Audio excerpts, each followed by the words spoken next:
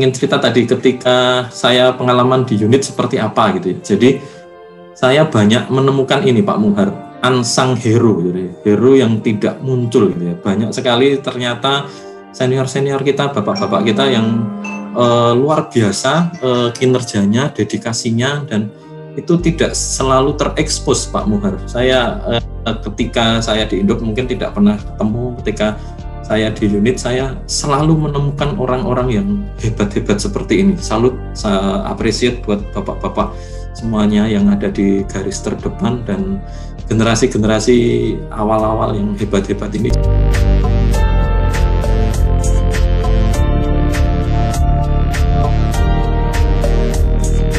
Bismillahirrahmanirrahim. Assalamualaikum warahmatullahi wabarakatuh.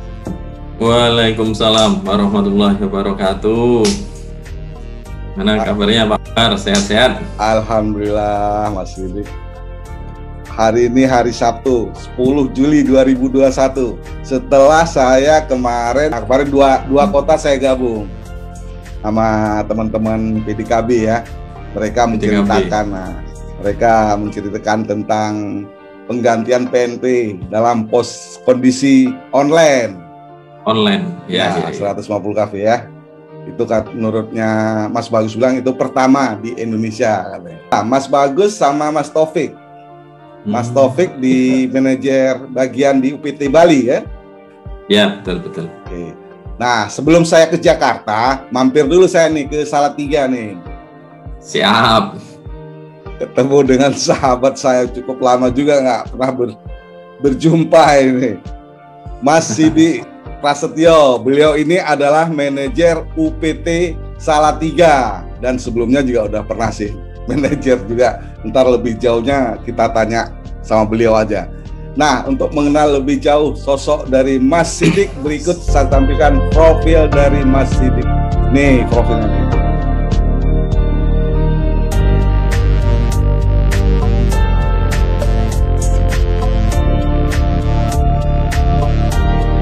Baik, profil atau CV dari Mas Sidik baru aja kita saksikan bersama. Bisa menceritakan Mas yang di profil tadi Mas? Monggo Mas Sidik. Pak Muhar, kalau saya bergabung dengan PLN ya, OJT tahun 2005. Tahun 2005 kalau urutan pengangkatan itu biasanya disebut angkatan 6. Gitu ya. Jadi 2005 itu ada dua angkatan 5 itu diangkat nanti di awal 2006. Kami yang pertama kalau nggak salah rekrutmen terbuka, yang tadi angkatan 5, angkatan 6 ini direct shopping diangkat di akhir 2006 ya. Jadi OJT-nya saya ingat banget itu habis lebaran langsung OJT. Jadi waktu pembedangan itu puasa. Setelah OJT digandul, kami ber-13 kalau tidak salah. Kemudian OJT-nya dulu lama gitu ya, hampir 1 tahun. Kami diangkat di 2006. Penempatan pada waktu itu hampir semua di kantor induk ya. 2 kalau nggak salah, yang ada di Regen Jakarta Banten pada saat itu namanya. Saya kebagian di dulu namanya Engineering Proteksi Skadatel ya. Engine PST pada saat itu. Di Gandul, kemudian organisasi bergerak ya, berubah-ubah gitu. Tahun 2010 atau 2009 ya, dulu engineering proteksi Skadatel itu ada di bidang transmisi namanya. Dulu ada bidang perencanaan, bidang transmisi, ada unit operasi sistem ya, UBOS, ada USEM, unit settlement gitu ya. Saya di bidang transmisi pada saat itu, manajer bidangnya kalau dulu, sekarang SRM Pak Ramli Huta Suhud. Kemudian dulu namanya Deputy Manager ya, DM-nya Pak Jem Purnain. Tahun 2010 geser ke bidang perencanaan ya. Dulu engineering kemudian dipisah ya, engineering jadi satu. Kalau di transmisi itu fokus di HR, engineering masuk di perencanaan. Nah, saya kebagian yang masuk di perencanaan, di engineering juga, engineering proteksi pada saat itu. Tetapi tidak lama karena pas itu ada kesempatan meneruskan S2 gitu ya. Penghargaan direksi. Dulu kayaknya bahasanya bukan. Saya lupa. Atau belum? Pegawai tugas belajar lah ya. Semuanya pegawai tugas belajar itu 2011. Jadi pada saat itu ya ada kriterianya lah. Saya termasuk yang mendaftar dan alhamdulillah lolos gitu ya dengan teman-teman di P3B pada saat itu, juga bareng dengan almarhum Mbak Ninil, kemudian ada Bu Marwah, Bu Yeni ya, Bu Yeni Tarit yang sekarang ada di P2B ya, Mas Ahmad Susilo ya, yang sekarang di PTC itu juga bareng sama-sama berangkat dari P3B. Saya tugas belajar pada saat itu memang semuanya harus via ITB gitu, karena pertimbangannya ada yang mengarahkan gitu ya, mungkin evaluasi dari PLN Pusat kok ini kalau tugas belajar tesisnya agak melebar gitu ya, kurang spesifik, sehingga semuanya diarahkan ke ITB pada saat itu. Nah, di ITB kemudian memang macam-macam ya, kebetulan ITB ada banyak program pada saat itu, ada yang modelnya sandwich gitu ya. Sandwich itu jadi risetnya nanti bekerja sama dengan universitas di luar negeri ya, ada yang di Jepang, ada yang di Prancis, Austria, ini itu ya. Nah, yang lain lagi ada namanya double degree pada saat itu, double degree. Bedanya kalau double degree itu kita juga mengambil mata kuliah di universitas yang kerjasama dengan ITB. Dan pada saat itu alhamdulillah saya kebagian yang double degree ya, bertiga dari satu angkatan itu, saya, kemudian almarhum Bu Ninil ya, Mbak Ninil, sama Mas Dodi Sunaryadi ya, beliau sekarang ada di distribusi Jawa Barat. Itu 2011 di ITB, kemudian berangkat ke Jerman ya, double degree-nya di University of Applied Science Darmstadt, Hochschule Darmstadt gitu ya. Kalau di kita mungkin lebih mirip politeknik ya, kalau di luar ini politeknik cukup berkembang ya, bagus dan jadi tulang punggung industri infonya. Kalau di university lebih ke riset sebenarnya memang. Di Darmstadt itu sekitar berapa ya, 40-an menit dari Frankfurt kalau naik kereta ya, mungkin kalau Jakartanya Frankfurt ya Darmstadt itu di Depoknya atau di Bekasinya lah, kira-kira agak di pinggiran seperti itu.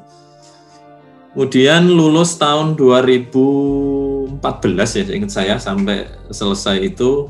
Terus nah pada saat itu masih ada bidang transmisi ya, saya balik lagi ke P3B Gandul, gabung lagi sama Mbak Ninil ya di bidang transmisi ya. Pada saat itu manajer bidangnya Pak Sumaryadi ya, jadi dengan Mbak Ninil sampai ada reorganisasi P3B dimekarkan gitu ya, tidak dipecah gitu Pak, dimekarkan menjadi 4 unit ya, unit induk transmisi Jawa bagian Barat, Jawa bagian Tengah, Jawa bagian Timur dan Bali, dan P2B sendiri.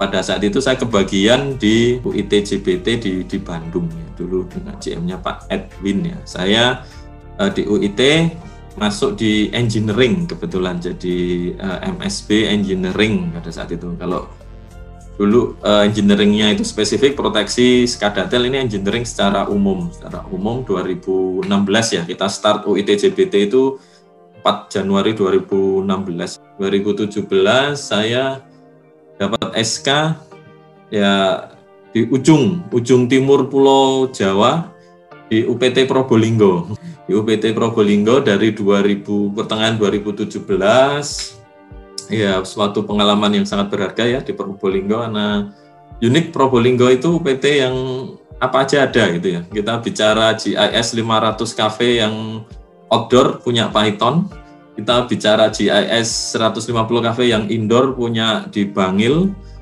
kita punya jaringan 500 cafe, 150 cafe, 70 cafe, bahkan kabel laut yang supply ke Bali ya, melalui SKLT Jawa Bali. Kemudian di akhir 2018 ya, di akhir 2018 saya dapat SK lagi ke unit induk transmisi Jawa bagian Timur dan Bali ya.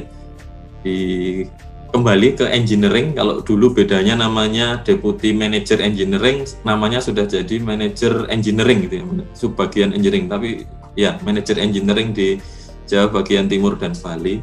Sampai 2018 sempat sebentar ada pembentukan UPT Gresik ya, jadi PLH di UPT Gresik 2 bulan ya, Manager Engineering itu di 2019 ya, 2019 bulan Maret kalau tidak salah. Nah di awal April dapat SK lagi di UPT Salatiga sampai sekarang.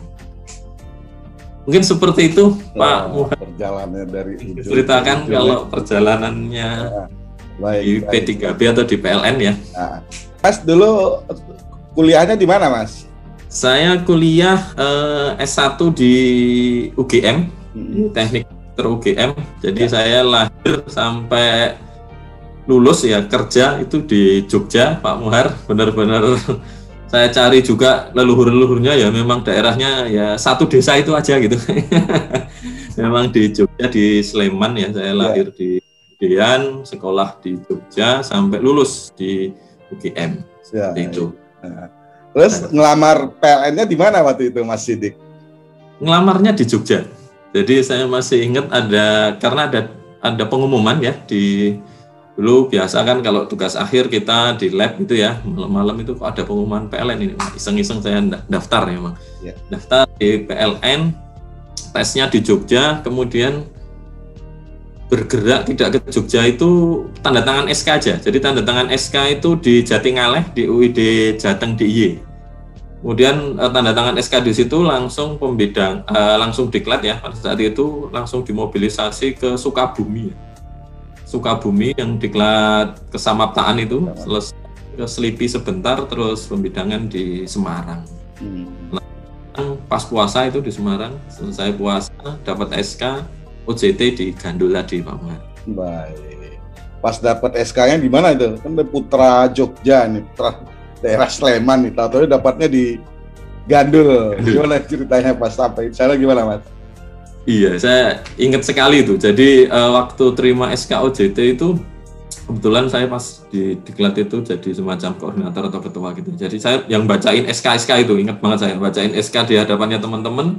Nah biasa kayak gitu tuh biasanya infonya sudah beredar gitu ya. Malam hari itu infonya saya penempatannya bukan di situ gitu. Waduh udah jauh ini. Padahal waktu saya ngelamar PLN itu sempat nanya-nanya senior gitu ya. Sekarang ada di JPT ya, Bu Husnul itu. Beliau penempatannya Ungaran gitu kan. Kalau Ungaran sama Jogja deket ini. Ternyata waktu dibacakan SK-nya di P3B Jawa Bali, masih Jawa Bali lah gitu. Terus probabilitasnya kalau Jawa Bali kemungkinannya Jakarta, Bandung, Ungaran itu ya, sama dulu Paru ya, Surabaya. Paling jauh, moga-moga paling deket dapatnya ternyata yang paling jauh di Gandul gitu, di Jakarta. Tapi alhamdulillah saya syukuri. Jadi pas buka SK tuh rame-rame ya, gemuruh biasanya itu ya. Ada yang dapat sini ya. Iya, dan memang berubah-ubah gitu ya. Ada angkatan 3, angkatan berapa itu OJT-nya di mana, SK-nya di mana. Angkatan kami termasuk yang OJT-nya di situ, SK-nya di situ gitu. Jadi ya alhamdulillah. Doanya kenceng kelihatannya ya, doanya ya. Doa orang tua seperti itu. Doa orang tua ya. Masya Allah. Dijabah oleh Allah cepat dari orang tua ya. Terus selama OJT gimana Mas di Gandul Mas? OJT ya menyenangkan gitu ya. Saya lama dulu kan OJT-nya kan lama Mas ya? Iya, saya mendapat mentor yang luar biasa ya. Salam hormat buat Pak Jem dan tim ya. Dulu di bawah timnya Pak Jem ada Bu Sofi, ya. Bu Nik, Bu Dewi, kemudian ada Pak Didik ya, Pak Didik. Dan senior-senior saya yang lain, Pak Billy, Pak Ipan gitu ya, menyenangkan gitu ya. Saya belajar sesuatu yang baru gitu ya Pak. Saya basicnya sebenarnya Telkom dulu, masuk di situ karena namanya Engineering Proteksi SCADA dan Telekomunikasi. Tetapi dalam perjalanannya malah tertarik banyak di proteksinya. Banget dikomentari itu waktu ujian TS itu ya Pak Karno itu. Wah ini kalau ayamnya telurnya Jawa, kalau diremi Bangkok jadinya ayam Bangkok ini katanya. Jadi tidak berdasarkan genetik tapi tergantung siapa yang ngasuh gitu. Jadi dulu diasuh Pak Jem jadi ya ketarik ke proteksi ya. Terima kasih Pak Jem diajarin banyak di proteksi. Bahkan pada saat itu sebenarnya saya sempat, jadi ketika ngelamar PLN itu saya juga ngelamar yang lain Pak Muhar gitu ya. Kebetulan di titik sudah sampai tahap akhir sebelum saya mulai OJT. Nah, kok dilalah waktu OJT itu diterima yang satunya gitu, sempat dikontak gitu ya. salah satu vendor telekomunikasi yang cukup besar ya dari luar ya sebelum masa sekarang. Dan programnya fast forward juga gitu ya, kesempatannya sepertinya untuk akses ke luar negeri juga besar. Pada saat itu saya juga ya impian pada saat sekolah kan kepingin merasakan pengalaman gitu ya. Nah, ngobrol dengan Pak Jem gitu ya. Ya berkat beliau pencerahan udah di PLN saja gitu. Dan saya tetap di PLN seperti itu. Alhamdulillah. Berarti berapa lama di Gandul itu sebelum keluar, Mas? Gandul itu kalau sama sekolahnya ya hampir 10 tahun. 2005 kita mulai pisah itu 2016 ya. Ya agak mak perbeng itu bahasa Indonesia apa ya?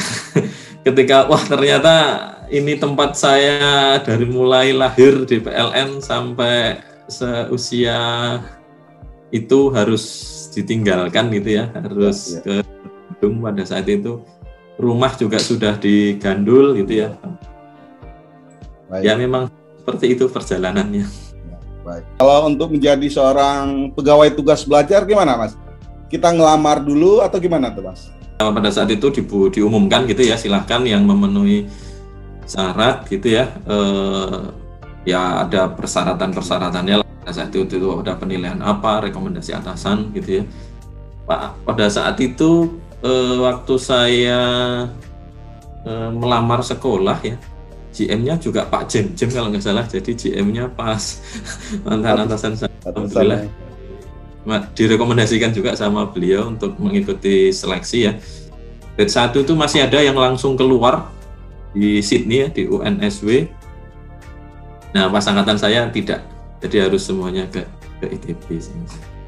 Seleksinya ya normal sih, ketika sudah di ITB ada seleksi tes potensial akademik, Inggris, wawancara ya seperti itu Pak. Siapa dosen yang masih diingat sekarang di ITB siapa? Jadi ketua jurusannya pada saat itu Pak Profesor Suwarno, kemudian pembimbing saya Pak Dr. Nanang Haryanto ya. Dr. Nanang sampai sekarang masih sering kontak gitu ya, karena beliau pakar di power system. Kebetulan saya tesisnya juga ke power system ya sama Pak Nurdin. Kemudian kalau di ITB ada dulu yang senior juga Pak Gibson ya, Pak Gibson ya. Itu juga power system. Banyak sih Pak. Oke, baik. Berapa lama di ITB-nya berapa lama waktu itu? Di ITB-nya sekitar 1 tahun ya, sekitar 1 tahun. Dan di luarnya saya 1,5 tahun lebih kalau tidak salah, karena saya tesisnya kebetulan saya tidak di universitas yang saya ngambil double degree-nya ya, jadi saya tesisnya nyari sendiri Pak Muhar, benar-benar apply gitu ya, nyari di internet ada ini apply, karena kebetulan profesor-profesor yang ada di sana mereka sudah full gitu, jadi mereka itu kalau sudah mungkin ada jatahnya berapa mahasiswa, kalau sudah di titik itu, saya sudah tidak bisa membimbing lagi, seperti itu bahasanya. Dan pada saat itu Mbak Ninil karena ngambil HV aparatus ya di high voltage, beliau masih dapat karena saya semangatnya dari awal diproteksi. Proteksi itu kalau ditarik-tarik lebih ke power system. Saya nyari profesor yang di power system gitu ya, di proteksi ada Profesor Prospect namanya. Saya ngadep ke beliau, waduh ini udah penuh gitu, udah penuh.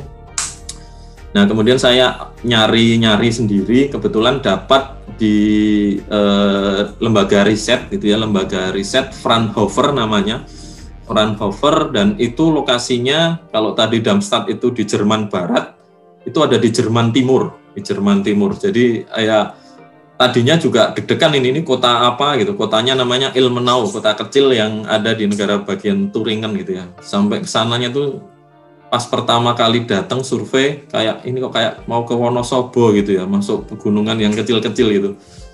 Karena pada saat itu ternyata jalur keretanya baru diperbaiki gitu. Jadi kayak kita hanya berhenti di stasiun terakhir, habis itu dinaik bus, jadi benar-benar lewat desa-desanya di sana. Dan ya alhamdulillah sih akhirnya saya jadi sempat merasakan hidup di negara bagian X-nya Jerman Timur. Jadi kalau di Jerman Barat itu sudah bahasa Inggris mungkin banyak gitu ya, banyak orang yang bisa gitu. Kalau di Jerman Timur infonya yang banyak bahasa Rusia, tapi karena saya tidak paham bahasa Rusia, saya juga nggak tahu membedakan ini sebenarnya bahasa Rusia atau bahasa Jerman yang dengan dialeknya mereka gitu ya. Seperti kita kan juga sama-sama bahasa Jawa, juga ada yang di Banyumas ngapak itu mungkin barangkali berbeda gitu, bayangan saya seperti itu. Iya. Waktu itu berapa orang yang di sana, yang lembaga riset ya? Lembaga riset. Jadi double degree itu programnya ITB Pak, tidak hanya jadi untuk PLN itu saya bertiga, saya, Bu Ninil itu sama Mas Dodi. Di luar itu ada mahasiswa ITB juga yang berangkat ke sana, ada 3 orang gitu ya. Ada teman saya, jadi kami berenam gitu ya, berenam dan tesisnya memang ya nyebar-nyebar gitu ya, nyebar-nyebar. Kuliahnya itu 1 semester lebih ya, ada 4 mata kuliah ya, ada 1 wajib, 3 pilihan gitu.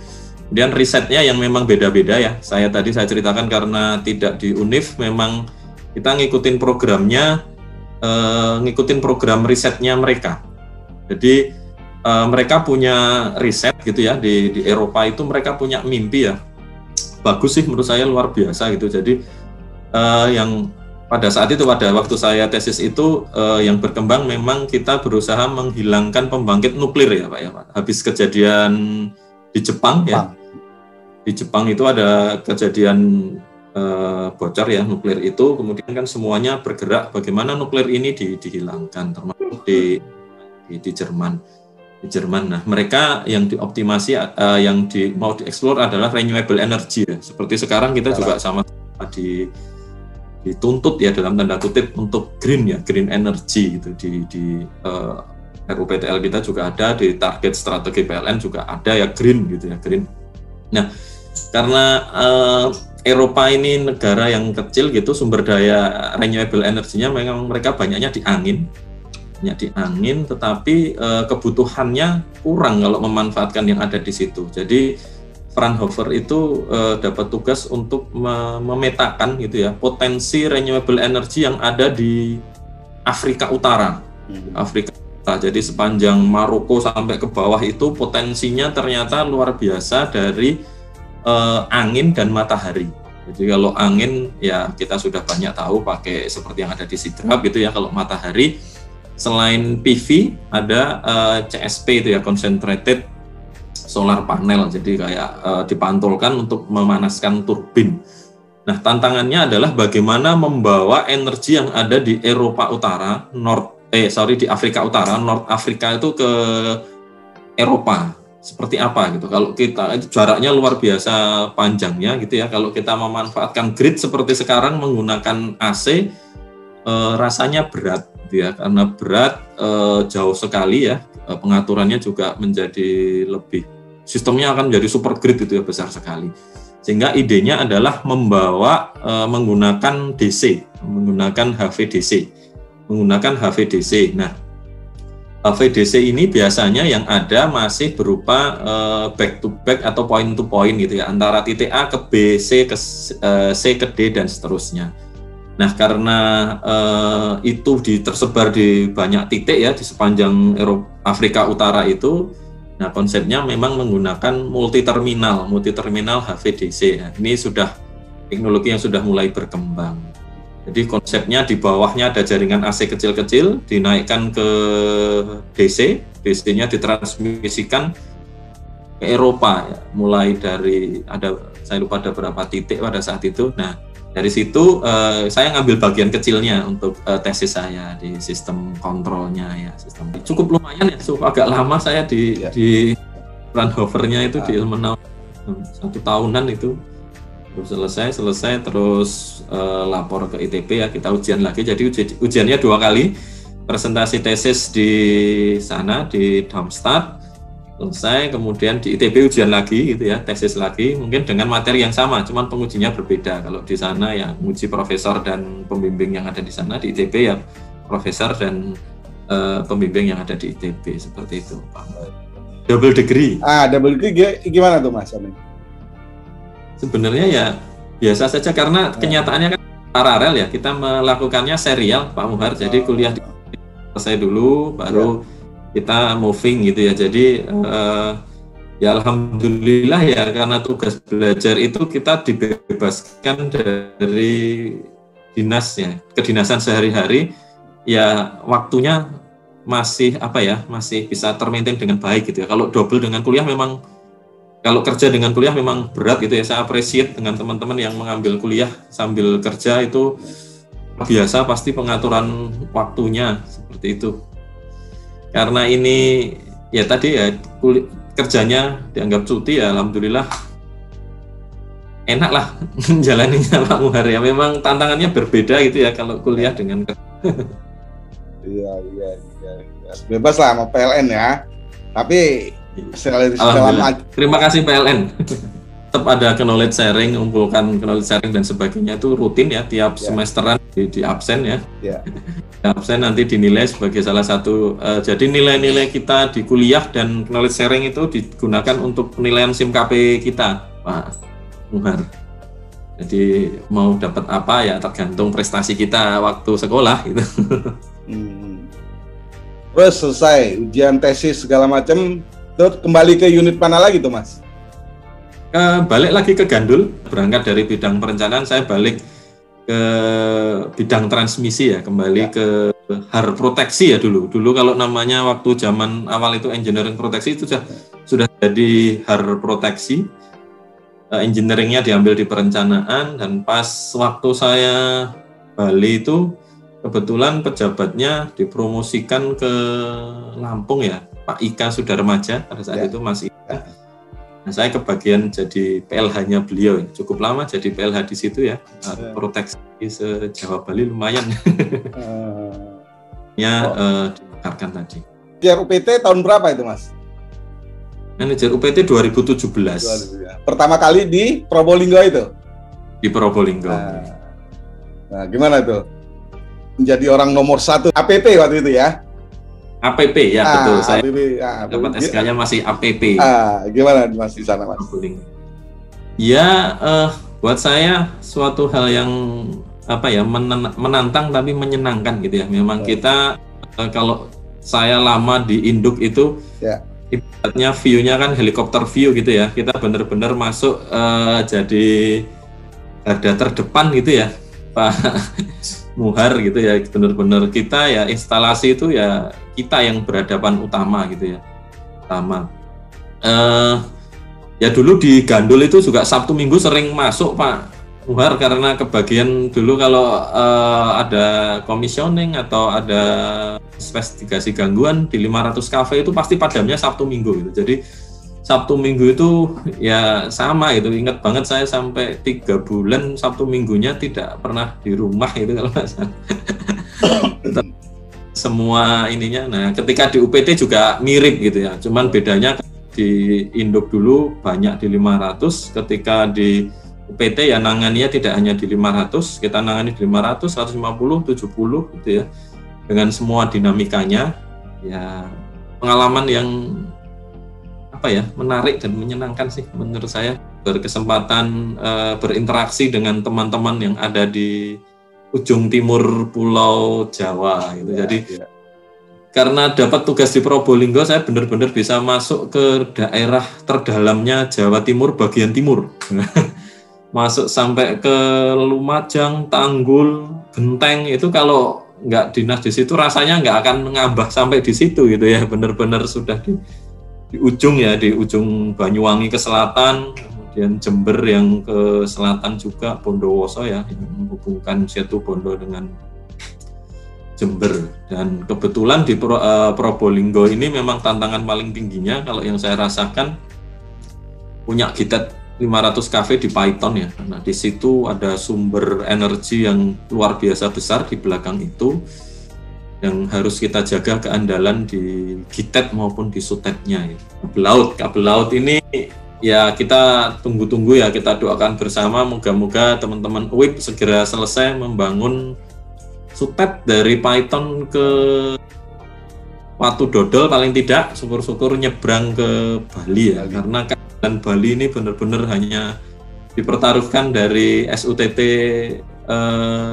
Python Situ Bondo Banyuwangi, nyebrangnya menggunakan kabel ya, 4 kabel, ada sirkuit 1, 2, 3, 4 ya, benar-benar di situ itu ya, hampir separuhnya Pulau Bali disuplai dari Jawa.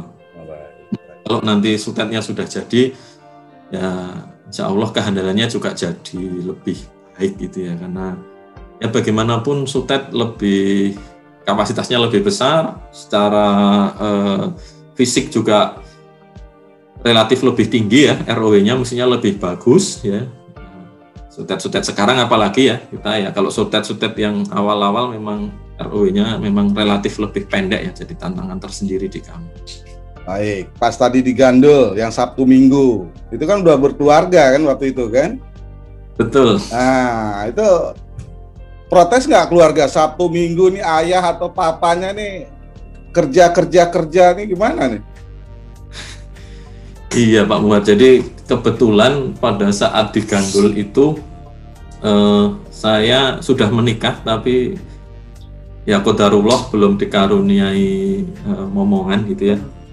Ya sempat isi, tapi kebetulan qadarullahnya diambil lagi oleh Allah gitu ya. Jadi sampai saya belum berangkat sekolah itu saya belum punya anak. Iya. Dua sama istri saya ya, istri saya paling protes gitu, tapi kalau istri kan menjelaskannya lebih mudah daripada ke anak-anak tentunya gitu ya.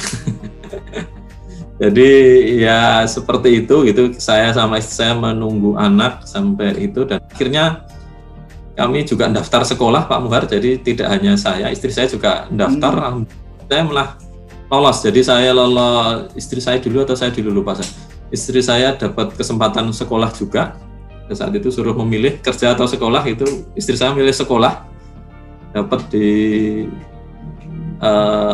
OS ya di Australia, saya di ITB. Saat itu kami juga sedang program supaya dapat momongan, dan ya peluangnya memang belum dapat. Iya. Nah ya ceritanya seperti itu, alhamdulillah dapat anak ini ya pas selesai sekolah. Alhamdulillah istri saya hamil. Ya. Terus ya sampai sekarang alhamdulillah sudah dikaruniai 2 anak. Waktu itu beasiswa atau apa Mas? Istrinya Mas? Beasiswa. Beasiswa ya? Dari? AusAid. Oh.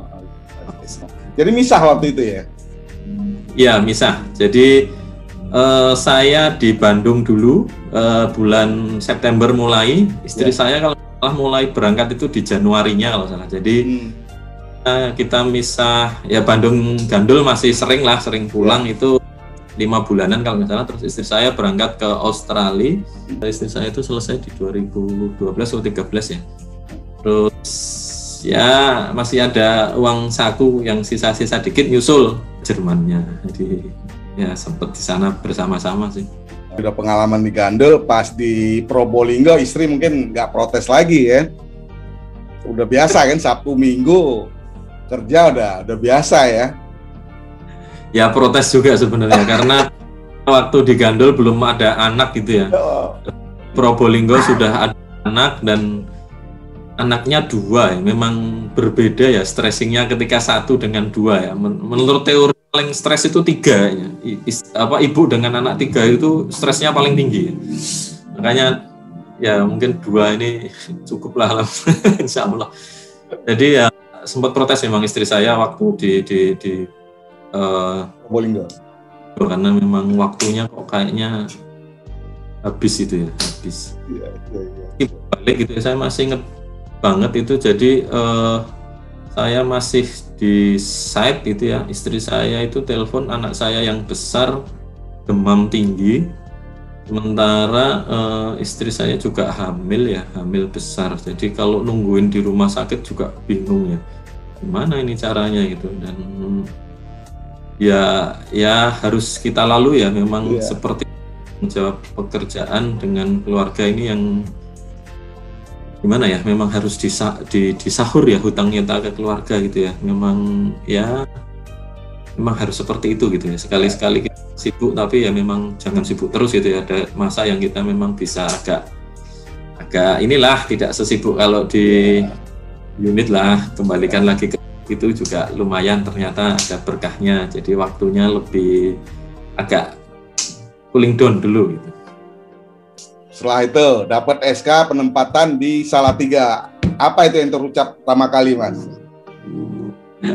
Ya tentunya alhamdulillah itu ya, alhamdulillah saya ini dari awal tadi masuk gitu kan harapannya moga-moga dapat di Jawa Tengah nih, Ungaran nih paling deket itu. Ternyata dapat Gandul itu. Setelah Gandul ada reorganisasi itu ya, pemekaran itu. Harapannya dulu kantor JBT itu di Jawa Tengah, seingat saya di Semarang itu. Saya ketika ada kesempatan ya syukur-syukur dapat Semarang di Jawa Tengah itu. Alhamdulillah itu. Ternyata kantor induknya di Bandung gitu. Ya alhamdulillah ke Bandung. Nah dari Bandung ya harapannya kan ya mendekat ke rumah ya Pak Muhar ya, ada orang tua gitu ya. Dapat SK-nya malah bablas ke Jawa Timur gitu ya. Ke Jawa Timur dan ya alhamdulillah terakhir ini dikembalikan benar-benar Jawa Tengah ya. Ya waktu saya di Probolinggo orang tua masih lengkap gitu ya, bapak ibu ya. Waktu saya di Surabaya kemarin ya qadarullah bapak panggil ya mendahului kita semuanya 2019. Jadi ibu tinggal sendirian di rumah memang. Jadi pikiran ya, saya sebelum pandemi itu tiap Sabtu Minggu saya selakan pulang gitu ya, meskipun keluarga saya di Surabaya sehari gitu, biasanya saya di Jogja ya karena ya ibu cuman sama adik ya, sama-sama cewek, memang butuh support ya dari sisi psikisnya perlu di support ya. Nah kebetulan pandemi ini memang menyusahkan untuk mobilisasi ya, sempat tidak pulang cukup lama gitu ya karena sama-sama khawatir gitu ya. Dan ketika pulang kebijakan pada saat itu di Surabaya itu kalau keluar harus swab Pak Muhar. Jadi saya itu ngalami swab dari harga 2 juta, 1.500.900 itu saya lakukan ya demi dan itu biaya pribadi ya, karena kepentingan pribadi ya, demi keluarga dan juga gitu ya, teman-teman juga. Dan ya sama-sama kita ketahui ya sekarang kondisinya lebih mengkhawatirkan daripada pada saat itu ya. Jadi memang ya mohon doanya Pak Muhar, semoga semuanya teman-teman yang di lapangan di garis terdepan diberikan kesehatan ya, kekuatan untuk terus menjaga kontinuitas penyaluran tenaga listrik kita ya. Lagi pertanyaannya bagaimana ketika dapat SK di Salatiga ya doanya orang tua mungkin gitu ya, karena ibu sendirian di rumah. Mungkin saya juga tidak menyangka ya dapat SK di Jawa bagian tengah gitu ya.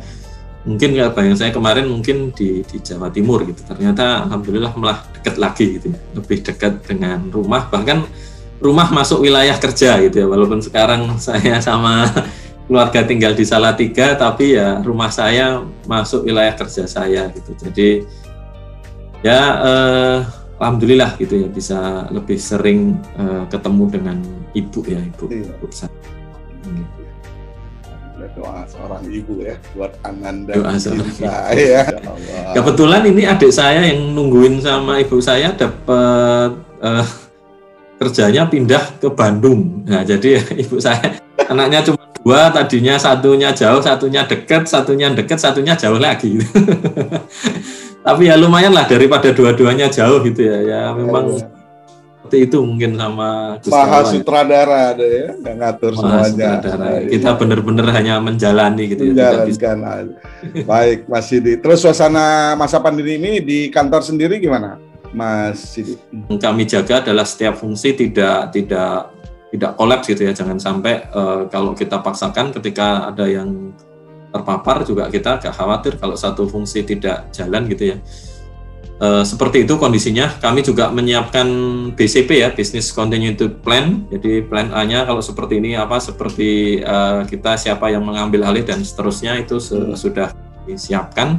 Kami terus detailkan gitu ya, BCP yang ada dari induk itu kami detailkan sampai ke GI ya. Kalau GI misalnya terpaksanya harus di patrol atau seperti apa ya, kami siapkan itu. Nah ini yang memang terus kita monitor day to day ya, kondisi teman-teman ya. Moga-moga teman-teman sudah hampir semua divaksin sih. Moga-moga tidak masih punya pertahanan lebih baik dibandingkan kita di awal-awal pandemi sebelum vaksin ya. Terus Mas, dikit lagi untuk UP3, itu kan UP3 customer dari UPT ya. Betul. Nah, gimana sekarang sama customernya sendiri gimana, Mas? Ya, kami punya grup dengan teman-teman MUP3 ya. Kita juga punya grup-grup yang kondisi misalnya pengawalan VVIP, Pak Muhar gitu. Jadi Jogja, Solo itu termasuk di luar Jakarta termasuk yang sering mendapat kunjungan VVIP kita gitu ya. Kita juga sama tahu RI1 dari Solo gitu ya. Dan Jogja rasanya juga salah satu barometer penting nasional. Kalau ada apa-apa juga Jogja relatif sering dikunjungi ya. Kemarin saja Solo dikunjungi Panglima, Jogja juga, kemudian hari ini insya Allah Madirut juga ada inspeksi ke rumah sakit Sarjito ya.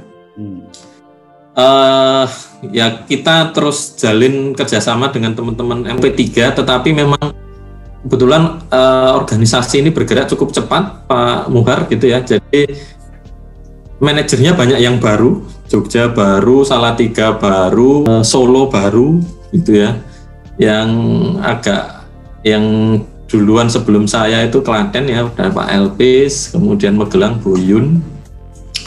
Itu saja gitu. Sukoharjo Pak Laude itu juga sebelum saya. Nah, jadi ada 6 UP3, 3-nya lebih baru dari saya gitu. Saya baru, nah ini UP3-nya lebih baru. Dan kami kalau mau bersilaturahim langsung masih belum berani ya. Kita sama-sama menjaga lah, karena kita juga pasti ketemu, kita membatasi dengan banyak orang, jangan sampai jadi klaster gitu kan, nggak enak gitu kalau sampai terjadi. Tapi koordinasi kita jalan, teman-teman yang di bawah juga sinergi gitu ya. Kami punya program namanya Pantera itu ya. Kalau PLN 2 itu juga bekerja sama dengan teman-teman distribusi.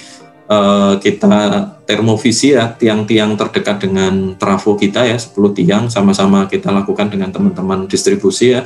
Kemarin kita juga koordinasi untuk merubah SUTM menjadi SKTM karena ROW-nya relatif dekat dengan SUTT kita ya. Jadi ini alhamdulillah di ACC teman-teman UP3 Surakarta, terima kasih ya, sekarang ongoing ya, sedang dilakukan merubah SUTM menjadi SKTM sehingga clearance-nya dapat sesuai dengan Permen SDM ya. Sering ketemunya di pengamanan di objek-objek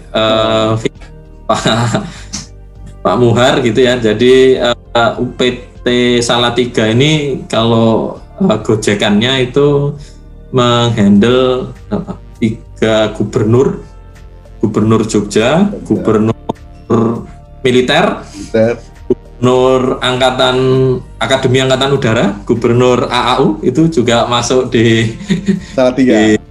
Di Salatiga gitu ya. Provinsinya dua gunung yang besar gitu ya. Ya.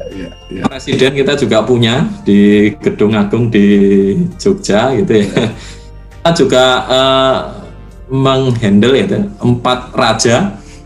Ada Raja Jogja Sri Sultan Hamengkubuwono X, kemudian KGPA Pakualam Kanjeng Gusti Adipati Pakualam, Sri Suhunan Solo Pakualam 13, kemudian Sri Mangkunegoro 9 di Solo. Ada 4 raja, ada 3 gubernur gitu ya.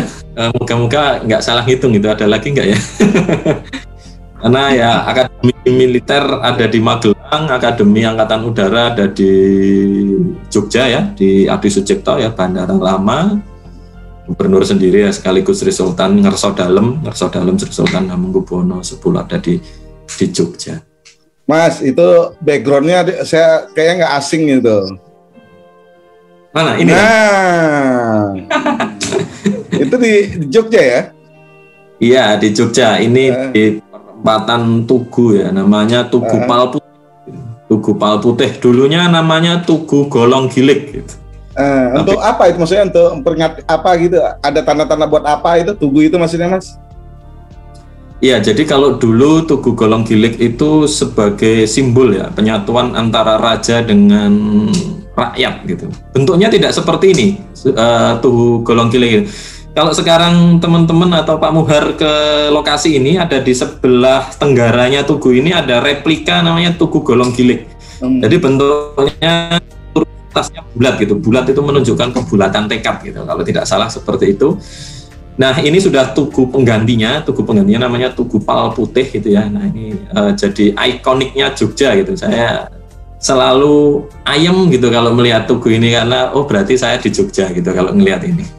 Kebetulan di simbol-simbol juga sih kalau di Jogja ya. SMA saya juga logonya tugu ini seingat saya. Tugunya sebenarnya lebih mirip kayak tugu-tugu yang ada di Eropa kalau yang ini sekarang. Geser dikit. Masnya geser dikit ya. Nah, biar teman-teman melihat. Nah, biar teman-teman lihat kan. Itu Tugu Jogja. Nah. Jadi tugu ini dibangun lagi karena tugu yang lama kalau tidak salah menurut sejarah itu kena gempa di tahun mungkin sebelum 1900-an, saya tidak tahu tepatnya, kemudian dibangun lagi. Bentuk terakhirnya seperti ini. Kembaran tugu ini di Jogja ada beberapa, yang kecil-kecil itu ada di sekitar Gamping, sama di satu lagi di dekat rumah itu ada kalau nggak salah, tugu-tugu kecil. Tapi yang benar yang ini, yang besar gitu ya, dan ini memang di pusat kota. Ini kalau lurus ke selatan udah ketemu stasiun Tugu dan Malioboro-nya, mentok lagi ya tentunya ke Keraton Jogja ya, Keraton Arso Dalem. Nah, baik. Ini mungkin terakhir ya. Sekarang GM-nya kan Pak Sumaryadi ya, GM with JBT ya. Kan Mas saya sebelumnya emang udah kenal kan, waktu manajer bidang transmisi dulu ya. Iya, betul. Nah, dulu Mas kan di bawah Pak Sumaryadi juga ya. Sebelum itu juga sudah kenal, Pak. Oh, gimana melihat sosok Pak Sumaryadi? Kayaknya sekarang baru kemarin tampil di webinar UI, sebelumnya di ahli tenaga listrik. Ya. Saya lihat tuh, konsisten lah beliau. Gimana melihat sosok GM Pak Sumaryadi di mata Mas Sidik? Iya, Pak Maryadi ya. Mohon maaf nih Pak Maryadi. Jadi saya kenal dengan Pak Maryadi sudah cukup lama ya. Saya masih ingat sekali pertama kali kenal dengan beliau itu rapat di Gedung Miring. Jadi beliau masih manajer UPT Jakarta Timur Cawang. Seingat saya dulu itu beliau. Saya ada rapat dulu telesignaling. Saya masih ingat sekali, saya dikasih bekal sama Pak Jem gitu. Baik, rapat ini nanti materinya seperti ini disampaikan seperti ini. Saya jalan berangkat gitu. Saya pede aja gitu. Saya tidak tahu beliau sebenarnya manajer UPT pada saat itu. Beliau menyampaikan apa gitu ya. Nah, saya sampaikan sesuai dengan yang diarahkan Pak GM gitu ya. Ya, saya ya mungkin ceplas-ceplos juga gitu ya. Nah, sempat bantah-bantahan dengan beliau. Saya tidak tahu kalau beliau ternyata manajer UPT Jakarta Timur pada saat itu. Jadi dari situ saya berkesan gitu ya. Jadi saya juga memang senang diskusi, beliau juga sama gitu ya, to the point. Kalau ada yang tidak cocok mesti disampaikan langsung gitu ya, tidak dengan ngalih.